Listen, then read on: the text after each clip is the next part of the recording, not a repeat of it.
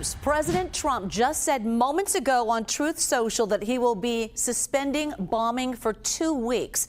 This after Pakistan's prime minister is called for President Trump, asking him to extend his deadline, which was set for 8 o'clock Eastern time tonight.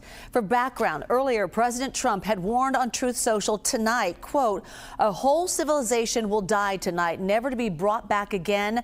I don't want that to happen, but it probably will." And he went on to say, maybe something revolutionary or wonderful can happen. Who knows?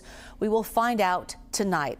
So I want to bring in CBS News contributor H.R. McMaster. He is a retired U.S. Army Lieutenant General who served as President Trump's national security advisor during his first term.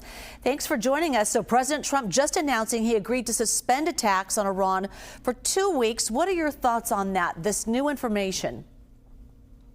Well, Julia, we'll see what happens, what comes out of it. I think we're still in a situation in which the terms are non-negotiable for both sides, and we'll see, if we can get to something that is enduring. But I think the initial objectives of the campaign are those that we should probably still keep in mind, which is to prevent Iran from being able to project power outside of its borders. And frankly, I don't think that's feasible until there's a fundamental change in the nature of the regime, such that it ceases its permanent hostility to the great Satan, the United States, Israel, and its Arab neighbors, who it's attacked 14 countries in the region. What should we be looking for from Iran that we will know their word has been kept and that they'll stop bombing U.S. allies? Well, again, it would be a fundamental change in the nature of the regime. It would be a rejection, essentially, of the ideology of the revolution, which drives and constrains Iranian leaders at the top. And this is the ideology that they've imbibed in to export the revolution, their effort to achieve hegemonic influence across the Middle East by keeping their Arab neighbors permanently enmeshed in conflict in these sectarian civil wars, while they build sort of a land bridge to the Mediterranean, surround Israel with the ring of fire. Hezbollah, which had 150,000 rockets aimed at Israel, Hamas, Palestinian Islamic Jihad. But of course, they're losing, Julie. I mean, they've lost Hezbollah largely. They've lost Hamas. They've lost the Assad regime in Syria, where they perpetuated the serial episodes of mass homicide there. The Houthis are greatly weakened. And now these direct attacks on Iran have weakened the regime. The question is, who emerges from power? If it's this guy Ghalibaf, I don't think it doesn't bode well. Who's the speaker, the Speaker of the House. We think, the acting supreme leader or the designated new supreme leader, Mujtaba, is probably severely injured and is in hiding. And so it's the Islamic Revolutionary Guards Corps, Julia, is just probably in charge. And those are some of the most committed ideologues who have victimized so many people in the region and their own population. We have to remember murdering 30 to 40,000 Iranians in a 48-hour period in January. I want to step back to how the negotiations were happening this afternoon and how things quickly evolved. This happened after Pakistan's prime minister called President Trump, asking him to extend his deadline, which in fact has happened. But my question to you is, if talks are happening, who exactly is it with?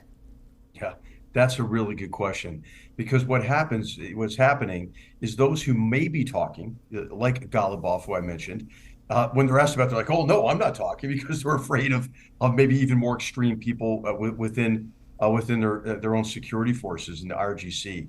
The leadership, I think, is fundamentally fragmented, which could create some opportunities.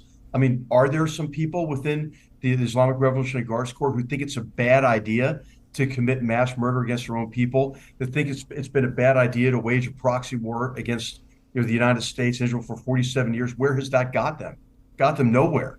Investing, hundreds of billions of dollars in a nuclear and missile program. Where has that really gotten them and the Iranian people? So there could emerge a leadership, which would be maybe the best way to end this, with some sort of a transitional government. Now, the chances of that are unlikely, especially because of the recent mass murders. Because I think the RGC, the people who have blood on their hands, the Basij, they know that the Iranian people will not be kind to them if they're able to effect a change in the government. So again, Julie, it's unclear how the regime ends, but really, I don't think this regime can survive. It can't survive very long.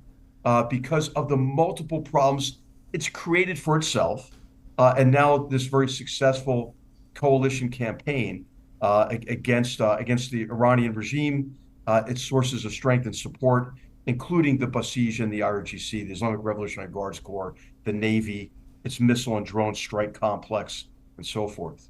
Again, as we were approaching that 8 p.m. deadline, President Trump agreeing to suspend bombing of Iran for 2 weeks. But I want to ask you, given your background with the president, you've said in the past that President Trump thinks out loud, that is. So what do you make of his comments threatening Iran, some of them calling it, quote, bombastic language? Do you think the threats to bomb bridges and power plants could constitute a war crime? Well, bridges and power plants can have a dual use, like moving missiles, or we have been bombing some power plants and facilities, those associated, for example, with petrochemical plants. So it depends on the nature of that target. But the bombastic language, the unserious language, the inconsistent language is damaging. It's damaging because it leaves people confused about what is at stake. And I think about the ethical nature of this war. I believe, because of really the fact that Iran has waged a 47-year proxy war and a direct war against the United States, that this is a just war, that it meets just war criteria. But then when you talk about ending a civilization, of course, that would be unethical, that military action to do that. And if you're looking at it, from a Judeo-Christian perspective, or from St. Thomas Aquinas' just war theory, but also just straight up utilitarianism, it doesn't help you if you recognize that there's not going to be enduring peace with Iran or security for the Iranian people or people of the region unless the regime changes. Hey, then you've got to side with the Iranian people and not engage in language that might drive the Iranian people back toward the regime, or think that there could be an outcome worse than the continued hell of living under the Islamic Republic. H.R. McMaster, thank you so much.